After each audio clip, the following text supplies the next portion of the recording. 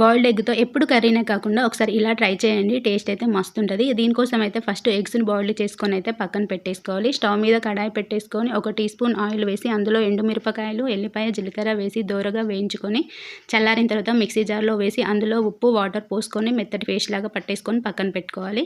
ఇంకా స్టవ్ మీద కడాయి పెట్టేసుకొని అందులో 3 స్పూన్ల ఆయిల్ వేసి అందులో పోపు గింజలు, ఉల్లిగడ్డ, కరివేపాకు, కొత్తిమీర వేసి గోల్డెన్ రంగు వచ్చే వరకు వేయించుకోవాలి. వేగిన తర్వాత పసుపు కూడా వేసి ఇందాక మనం తయారు చేసుకున్న పేస్ట్‌ని కూడా అందులో వేసి కొంచెం ఉప్పు వేసి పచ్చి వాసన అంతా పోయే వరకు అయితే వేయించాలి. ఇదంతా స్టవ్‌ని అయితే సిమ్‌లో పెట్టుకొని చేసుకోవాలి. ఇంకా అదంతా మంచిగా వేగి ఫ్రై అయిన తర్వాత మనం బాయిల్ చేసుకున్న ఎగ్స్‌కు చాకుతో చిన్న చిన్నగా గాట్లలాగా పెట్టేసుకొని అందులో వేసుకోవాలి. ఆ కోడిగుడ్లకు మంచిగా కారం అంతా పట్టే వరకు మంచిగా కలుపుతూ ఫ్రై చేయాలి. ఇంకా కారం అంతా కోడిగుడ్లకు పట్టిన తర్వాత స్టవ్ ఆఫ్ చేసుకుంటే సరిపోతుంది. గుమగుమలాడే కోడిగుడ్డు కారం అయితే రెడీ అయిపోతది. ఒకసారి ట్రై చేసి చూడండి. ఎలా వచ్చిందో కామెంట్ అయితే చేయండి. ఉంటా మరి.